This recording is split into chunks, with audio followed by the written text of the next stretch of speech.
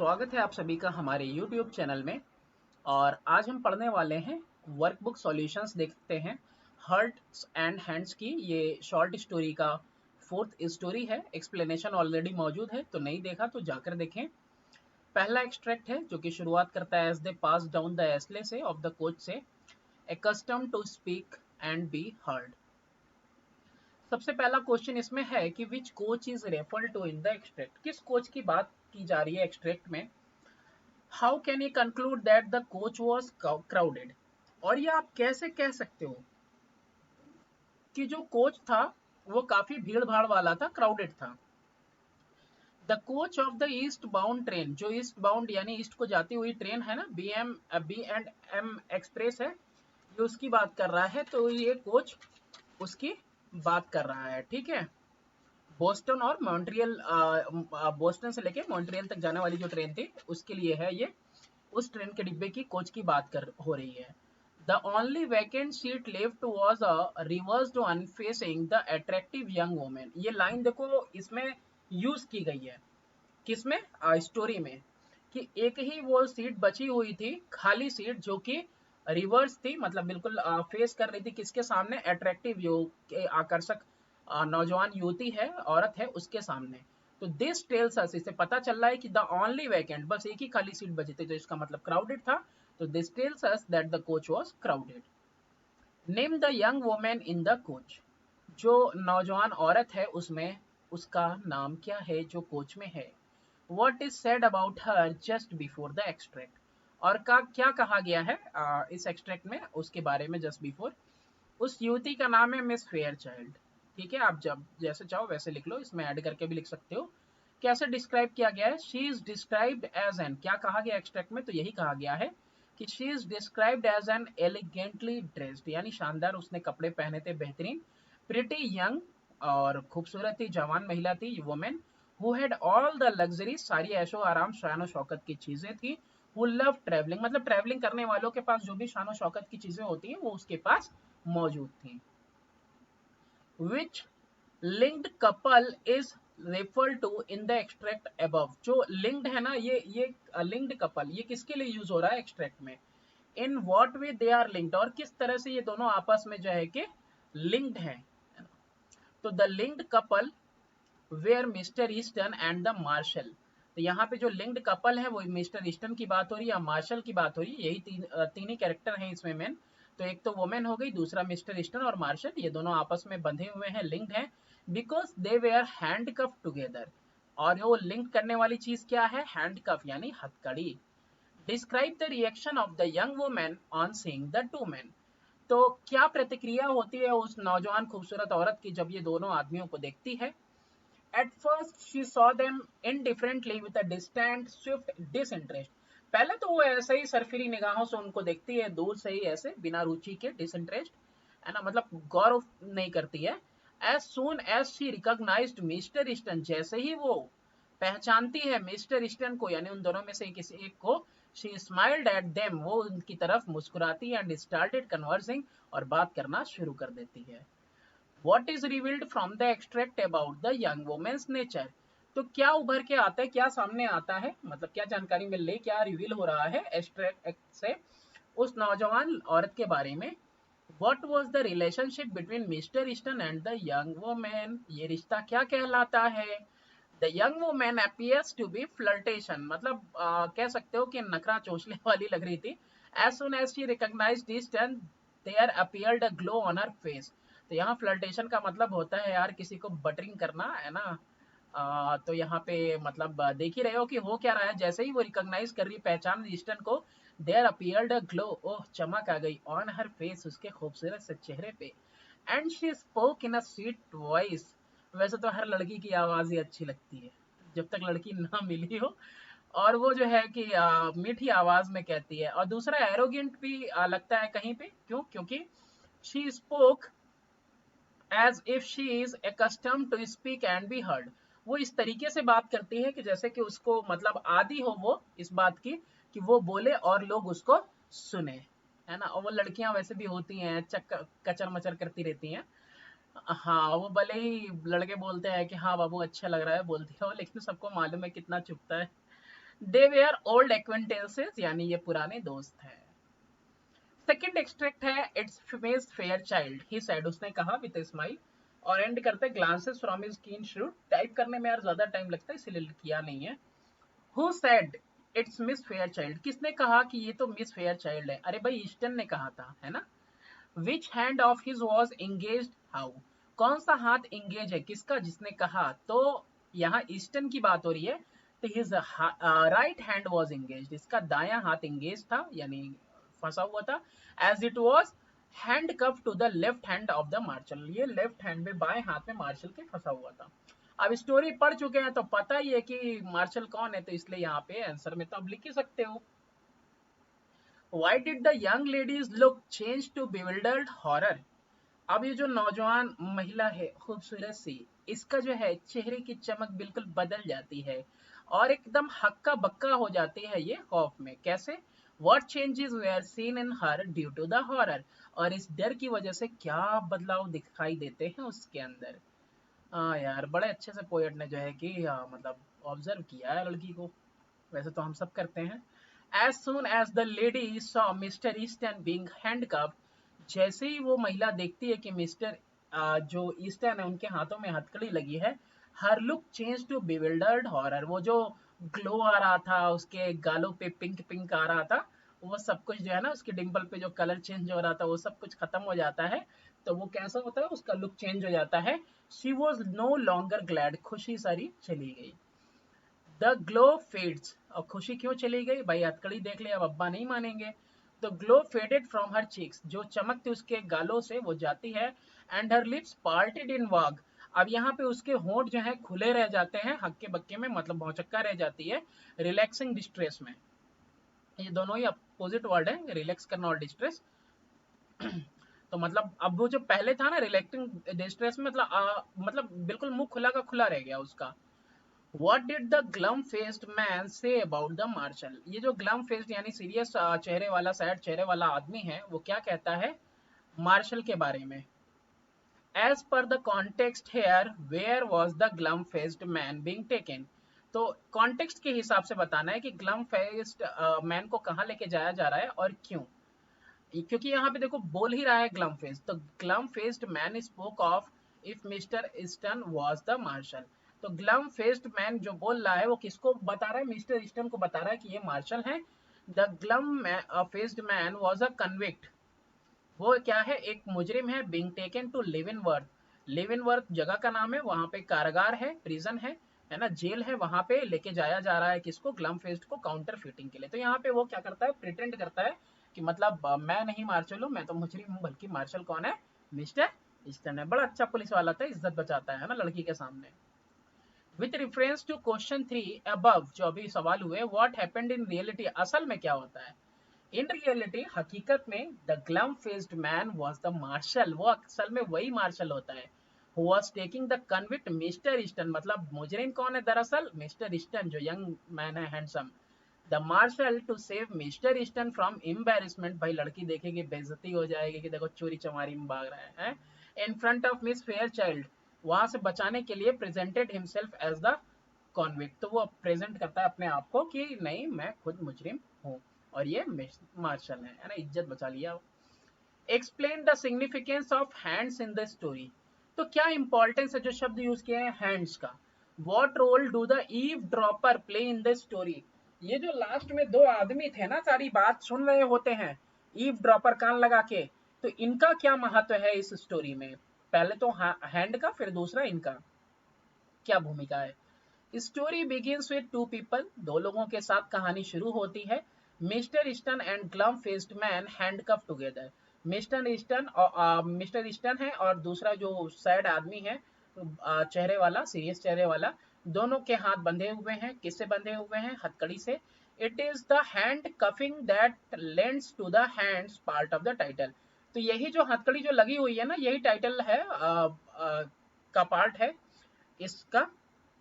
In fact, it is the hands which are significant for revealing the true identities of the two men. यहाँ पे वो जो हथकड़ियां है, जो हाथ बंधे हुए हैं हथकड़ियों से, वही जो है बाद में जो है कि उजागर करता है इनके असल आइडेंटिटीज को, इन दोनों व्यक्तियों के।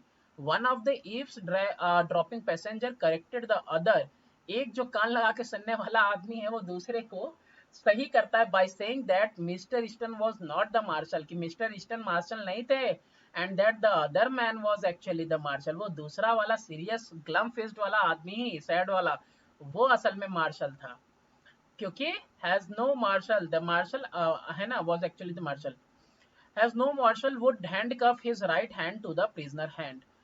यहाँ पे हैज नहीं होगा, एज होगा, यहाँ पे एच कट कर देना कि एज नो मार्शल, कोई भी जो पुलिस वाला इंस्पेक्टर होता है वो कभी भी हथकड़ी नहीं बांधता है ये जो है कि प्रिजनर के वो जो है दाहिने हाथ, ये क्या बोलते हैं, marshal would handcuff his right, वो अपना दाहिना हाथ कभी भी कोई इंस्पेक्टर नहीं बांधेगा बाएं हाथ से, दाहिना हाथ हमेशा जो है मार्शल अपना खुला रखता है, बाएं हाथ को वो मुजरिम के दाहिने हाथ से बांधता है। तो यही बात यहाँ पे कही गई है। थर्ड एक्सट्रैक्ट है oh said the girl with a deep breath, और यहाँ से लेके लास्ट तक है, ठीक है। तो यहाँ पे why did miss Fairchild called Easton a marshal, तो यहाँ पे मिस फेयर चाइल्ड जो होती हैं वो ईस्टन को एक मार्शल क्यों बुलाती हैं, what was he in reality, वो असल में क्या है, explain the meaning of returning colour, जो रंग वापस आते हैं उसका मतलब बताना है with reference to miss Fairchild behaviour, और ये वाकई में ये किसके मतलब संदर्भ में है, मिस फेयर चाइल्ड के ही संदर्भ में है, उनके बिहेवियर के संदर्भ में। She called Easton a marshal, वो जो युवती है वो ईस्टन को ही मार्शल समझती है, because she was told so, ऐसा उससे कहा गया, by the real marshal, real marshal कह रहा है कि नहीं यही मार्शल है। Easton in reality was a convict being taken to prison on charges of counterfeiting, जालसाजी के जुर्म में हकीकत में ईस्टन को ले जाया जा रहा था, ईस्टन ही मुजरिम था, उसे जेल ले जाया जा रहा था। When Miss Fairchild first saw Easton, she got a red glow in her cheeks. लाल लाल गाल हो गए थे जब पहली बार उस लड़की ने देखा मिस्टर ईस्टन को। That vanished, और वो गायब भी हो गया चमक चेहरे का। When she saw the handcuff, हथकड़ी देखते ही हुए। The returning colour is the red glow, और ये जो वापस आता हुआ कलर है वो गालों का लाल रंग है, that return on her face, जो उसके चेहरे पे चमक वापस आ गई। she have was when she was told that Mr. Easton was a marshal, जब उसको कहा जाता है कि मिस्टर ईस्टन मार्शल है ना, तो यहाँ पे जो है कि दोबारा से उसके चेहरे पे चमक आ जाती है। Explain the verbal irony in the statement, अब यहाँ पे जो मौखिक विडंबना कही गई है ना स्टेटमेंट में, I had to do something, मुझे कुछ तो करना था, इसको मतलब आपको बताना है व्हाट ओपनिंग, यानी कौन सारी अपॉर्चुनिटीज मौके थे, did Easton see in the west, वो देखता है वेस्ट में।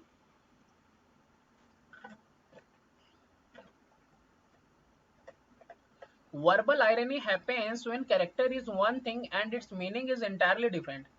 वर्बल आयरनी यानी कि जो मौखिक विडंबना कब होती है, जब कैरेक्टर कुछ और होता है और उस कहता कुछ और है, उसका मीनिंग जो है इंटायरली बिल्कुल अलग होता है, जैसे कि I had to do something. This sentence is an example of verbal irony, ये सेंटेंस एग्जांपल है वर्बल आयरनी का। Since mister Easton did not want miss Fairchild to understand what the something truly was, तो यहाँ पे mister Easton बता भी रहे हैं कि कुछ तो था, लेकिन कुछ करना था, लेकिन क्या करना था वो चाहते नहीं है कि उस महिला को पता चले कि समथिंग से क्या मतलब है।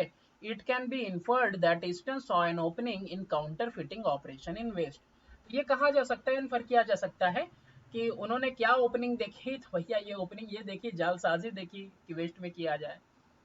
What is Easton hinting at while saying that marshalship isn't quite as high a position as that of an ambassador? तो ये वाला जो कमेंट है ना, ये काय के लिए था कि मार्शलशिप यानी इंस्पेक्टर का पोस्ट इतना ऊंचा नहीं होता जितना एक दूत का होता है, एम्बेसडर का। तो ये संकेत क्यों दिया गया, Easton is hinting at the close association of Miss Fairchild with the ambassador at Washington, जो वॉशिंगटन में दूत एम्बेसडर है उसका कुछ क्लोज कनेक्शन एसोसिएशन है किसके साथ, मिस फेयर चाइल्ड के साथ। सब काटेगी यार, सबका काटेगी, कटता ही है सबका। What did fair child say about ईस्टर्न्स life in Washington, तो क्या फेयर चाइल्ड कहती है ईस्टन की जिंदगी के बारे में जो वॉशिंगटन में थी। Why was she not likely to see Easton in Washington soon, तो वो क्यों कहते हैं कि अब जो है कि नहीं देख पाएगी उसको ईस्टर्न में, वॉशिंगटन में सुन, मतलब ईस्टर्न को वॉशिंगटन में नहीं देख पाएगी। She was not likely to see Easton in Washington soon, तो वो नहीं देख पाएगी वॉशिंगटन में जल्दी, because he was to be confined in Leavenworth prison. ऐसा इसलिए क्योंकि उसको तो जो है कि कैद कर दिया जाएगा जेल में लेवनवर्थ के। मिस फेयर चाइल्ड, ये जो महिला है, एज्यूम करती है, मानती है कि that he would be extremely busy in his new job as the marshal. और ये क्या सोच रही है, ये सोच रही है कि हाँ इसको नहीं देख पाऊंगी क्योंकि ये तो क्या करेगा, अपनी जॉब में काफी ज्यादा बिजी रहेगा। Give the meaning of money has a way of taking wings unto itself to keep step with our crowd in Washington। पहली जो लाइन है उसका साफ ही मतलब है कि पैसे के पास मतलब क्या होता है, उसको अपने पैर लग जाते हैं। Money has the ability to make one feel respected and dignified. तो सम्मान मिलता है, जाहिर सी बात है कि मनी, पैसा जिसके पास होता है उसी के पास जो है कि उसको रिस्पेक्ट करते हैं लोग, और वो डिग्निफाइड पर्सन होता है। Money can make one fly, किसी को मतलब कि क्या कर सकता है, वो उड़ा सकता है, मतलब यहाँ पे उड़ाई का उड़ने का मतलब ये है कि कोई भी कुछ भी कर सकता है। एंड सोर हाई, मतलब ऊंची उड़ान भर सकता है कोई व्यक्ति अगर उसके पास पैसा है तो पैसे ही जो है वो पंख लगाते हैं। To compete with to compete, sorry compete नहीं, कम्पेट मतलब क्राउड के साथ कम्पेट करने के लिए, या फिर जो है कि to feel one with high class society in Washington. एक व्यक्ति को हाई क्लास सोसाइटी में रहने के लिए पैसे की आवश्यकता पड़ती है, ये पूरा लाइन था उसमें। तो यहाँ पे to keep step with our crowd in Washington, तो वहाँ पे जो क्राउड है उसके साथ अगर कदम ताल रखने हैं तो पैसा होना जरूरी है ना सोसाइटी में। एक्सट्रैक्ट 4 है, the girl's eyes fascinated went back, से लेके days are over I fear, वही बटरफ्लाई डेज आर ओवर, मतलब तितलियों वाले दिन चले गए। Why were the girl's eyes fascinated, जो लड़की की आंखें हैं वो फैसिनेटेड क्यों है, मोहित क्यों है, मुग्ध क्यों है। हु वेयर हैंड कैप्ड, किनके हाथों में हथकड़ियां हैं और क्यों है, why. The girl was fascinated with the handcuffs, वो जो है कि वो फैसिनेटेड है किससे, हैंडकप से, जो हथकड़ी है उसकी वजह से। Easton was handcuff to the marshal, Easton जो है कि उसको हथकड़ी लगी हुई है मार्शल के साथ, because he was being taken to Leavenworth prison for counterfeiting. देखो ये हम लोग आंसर क्वेश्चन लिख रहे हैं ना, तो स्टोरी ऑलरेडी ओवर हो चुकी है, उसके बाद क्वेश्चन आंसर है, तो यहाँ पे हम हर जगह पे इसीलिए असलियत लिख रहे हैं, तो इसीलिए यहाँ पे हमने लिखा कि मार्शल को लेके जाया जा रहा है जेल जालसाजी के जुर्म में। Why did the glum faced man say Mr. Easton knows his business? आप यहाँ पे जो सैड व्यक्ति है वो क्यों कह रहा है कि जो मिस्टर ईस्टन है उनको मालूम है कि आखिर उनको क्या काम करना है। Miss fair child was glaring at the handcuff, वो नजर से अपने देख रही थी, उसको घूर रही थी हथकड़ियों को। The glum faced man asked her not to worry as it was Mr. Easton business as a marshal to handcuff the convict to keep from getting away।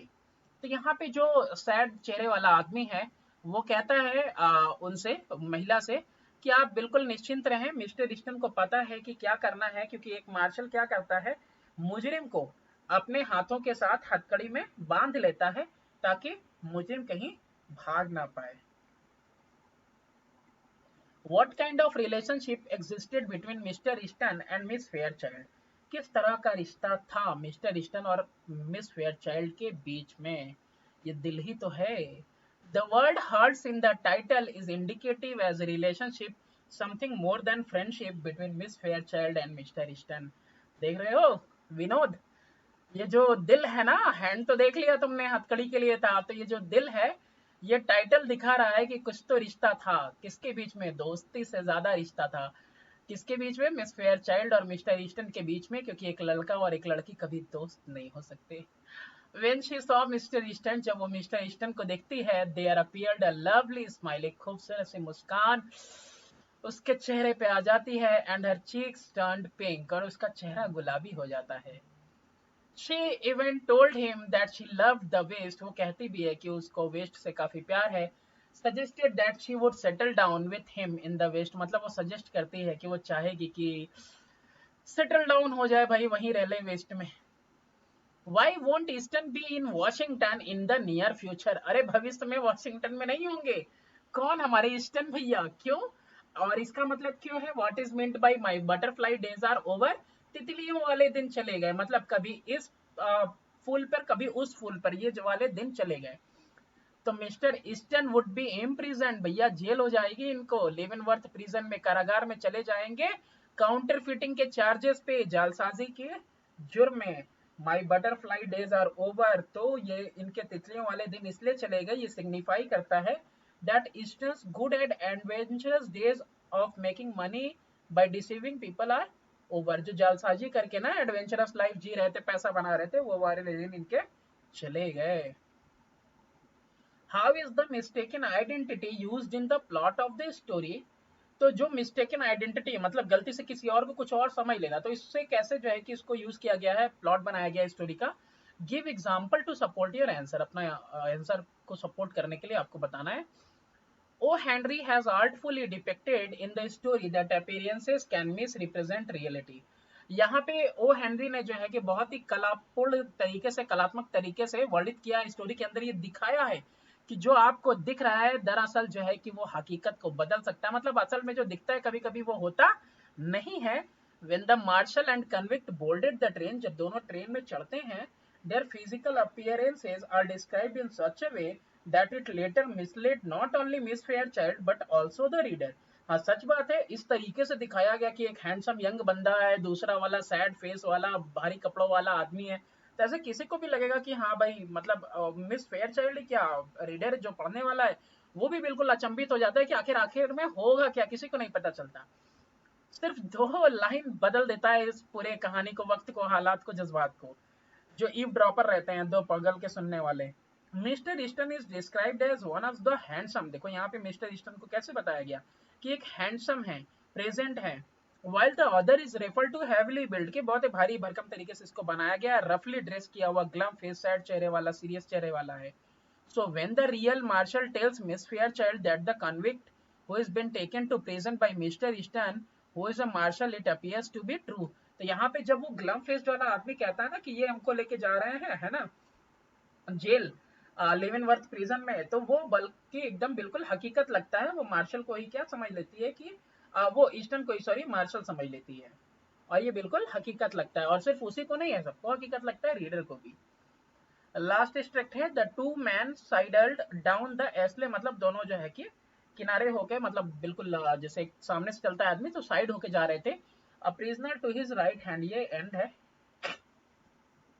What did the glum faced man to do to cut short the conversation between Easton and Miss Fairchild. तो glum faced यानी ये sad चेहरे वाला, serious चेहरे वाला जो आदमी है, वो इनकी बातों को कट करने के लिए क्या कहता है, What could be the reason for his action, और क्या कारण हो सकता है ऐसा करने का।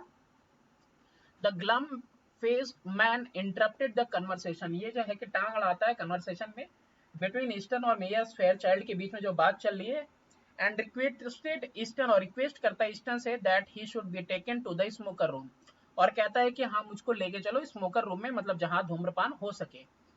To prevent Mr. Easton from revealing that he is a convict, the glum-faced fellow did so। तो मिस्टर ईस्टन कहीं अपना उजागर न कर दें कि मैं ही जो है मुजरिम हूं और दरअसल ये मार्शल है, तो इस ऐसा वो ना करें, तो इसके लिए ग्लम फेस जो पर्सन है वो ऐसा करता है, मिस्टर ईस्टन को रिक्वेस्ट करता है। What reason did the glum-faced man give for his going for a smoke? For होगा What was the real reason for his going there? क्या वो असल वजह थी? The glum-faced man said he was in need of a drink and a smoke। अब ये glum face चेहरे वाला आदमी कहता है कि भैया हमको एक ड्रिंक की जरूरत है और साथ ही मैं धूम्रपान भी करूंगा। The real reason was to prevent Mr. Easton from giving away the truth। और ये असल कारण यही है कि वो नहीं चाहता कि मिस्टर ईस्टन जो है कि असलियत बता दे। Do you like the way the story ends, give reason to justify your opinion. हाँ भैया, सबको पसंद आई कि किस तरीके से ये स्टोरी एंड होती है। यस हाँ, the story ends with a surprise, बिल्कुल वक्त बदल दिया, जज्बात बदल दिए वाला हाल रहता है इस स्टोरी में। O Henry is best known for the surprise ending in short stories, छोटी छोटी कहानियां हैं और सरप्राइज एंडिंग रहता है। Having invariably a sting in the tail, ये स्टिंग इन द टेल का मतलब होता है, मतलब वो सरप्राइजिंग पार्ट होता है, और वो क्लियर कब तक होगा, वो बिल्कुल लास्ट में होगा, पूरी कहानी में क्लियर नहीं होगा, तो sting in the tail. In the story, we believe that the young man, Mr. Easton, is the marshal and glum-faced man is the convict. कि भैया वो जो ग्लम फेस वाला है वो मुजरिम है, हैंडसम वाला आदमी जो है मिस्टर ईस्टन वो मार्शल है. In the end of story we came to know that we were wrong about them. कोई भी इतना ध्यान नहीं देगा बायां हाथ दाहिना हाथ, लेकिन वो लास्ट के 2 लाइन बस समझाते हैं कि नहीं ऐसा नहीं हो सकता, क्योंकि जो पुलिस वाला होता है वो हमेशा अपना बायां हाथ मुजरिम के दाहिने हाथ के साथ बांधता है, जबकि वो हाथ मिलाते समय बोलता भी है शुरुआत में. तो एज देयर अपीयरेंस डिसीव्ड अस, और क्योंकि यहाँ पे ना हाथ के साथ साथ अपीयरेंस भी ऐसा बताया गया है कि कोई मान ही नहीं सकता कि हाँ कौन मार्शल होगा और कौन मुजरिम होगा. तो जैसा चलता है स्टोरी वैसा ही सब समझते हैं. What role do the heart and hands play in the plot of the story? अब ये जो दिल है ये जो हाथ है ये क्या भूमिका निभाए हैं इस स्टोरी में, कैसे ये प्लॉट बना. It is the heart part of the title that explain the theme. ये जो दिल है ना यही टाइटल को एक्सप्लेन करता है थीम को. It is because of having a compassionate heart that the marshal told a lie to miss Fairchild. अब यहाँ पे करुणा भरा दिल था किसका, पुलिस वाले का. तभी तो उस पुलिस वाले ने मार्शल ने फेयर चाइल्ड को जो है कि वो झूठ बोला कि वो मुजरिम है और ये मार्शल जो है पुलिस वाला है. He did this to save Mr. Easton from humiliation. बेचारी की बेइज्जती ना हो ऑफ बीइंग आइडेंटिफाइड, कि उसको कोई आइडेंटिफाई करे, उसका दोस्त पुराना दोस्त है ना एज अ कन्विक्ट मुजरिम है, ओल्ड फ्रेंड ये ना समझे. He told Miss Fairchild that Mr. Easton was a marshal. वो कहता है कि मिस फेयरचाइल्ड से कि मिस्टर ईस्टन एक मार्शल है पुलिस वाले, and he was the convict, और वो खुद मुजरिम है, who was being taken to the prison by Mister Easton, की जिसको कि ले जाया जा रहा है जेल मिस्टर ईस्टन के द्वारा. The glum faced man had golden heart. ये सच बात है, जो ग्लम फेस्ड आदमी है ना उसका एकदम गोल्डन हार्ट है, क्योंकि जितना खूबसूरती से उस लड़की को बयां किया गया है, यहाँ तो बुढ़ा भी होता तो हीरो बनने की कोशिश करता, लेकिन यहाँ ऐसा इसने नहीं किया. The effect of the lie was immediate in the response of Miss Fairchild. जो इफेक्ट है ना झूठ का वो बिल्कुल इमीडिएट रहता है प्रतिक्रिया में, जो प्रतिक्रिया थी मिस्टर फेयरचाइल्ड के प्रति. शी शोड रिलीफ, वो बिल्कुल दिखाती है relief that mister Easton was not convicted. जैसे उसके चेहरे का ग्लो चला जाता है, फिर वापस से रेडिश वाला चेहरा हो जाता है ना, खुश हो जाती है, ग्लैड हो जाती है कि ना ना ये मुजरिम नहीं है तो पुलिस वाला हो गया है. She was shocked and horrified before the marshal told the lie to her. झूठ बोलने से पहले हथकड़ी देखते ही उसके चेहरे का रंग उड़ जाता है, मुंह खुला रह जाता है, हक्का बक्का रह जाती है. लेकिन जैसे ही वो झूठ बोला जाता है दोबारा से चमक उसके चेहरे की वापस आ जाती है. लड़की का चक्कर है बाबू भैया, लड़की का. Which hand of an officer is handcuffed to the hand of convict? कौन सा हाथ जो अधिकारी का होता है उसको हथकड़ी से बांधा जाता है, वो हथकड़ी से बांधता है मतलब मुजरिम के हाथ से. Generally an officer left hand, officer अधिकारी का यानी पुलिस वाले का जो बायां हाथ होता है वो दाहिने हाथ मुजरिम के दाहिने हाथ के साथ बांधा जाता है. Why is this information necessary to end the story? अरे भैया नहीं बताओगे तो पता कैसे चलेगा कि कौन क्या है.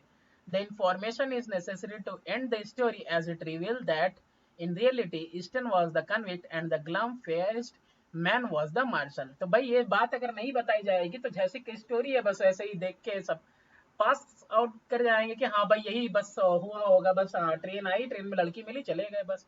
लेकिन यहाँ पे वक्त और हालात बात बदलने के लिए ये लाइन जरूरी थी. Who gave this information to the reader? पढ़ने वाले को ये information कौन देता है? तो eavesdropper. The eavesdropper gives this information to the reader, ending the story surprisingly with a sting in the tail. तो ये जो कान लगा के सुन रहे थे ना ये बात गुफ्तगू सारी की सारी, तो ये जो है इंफॉर्मेशन देते हैं और इसी से जो है कि एकदम एकदम आश्चर्यचकित तरीके से जो है ये कहानी एंड करती है ना, कि बिल्कुल सरप्राइजिंग एंड होता है इसका, और ये सब क्लियर होता है एंड में सिर्फ इन 2 ईव ड्रॉपर की वजह से. Thanks for watching, do subscribe and share my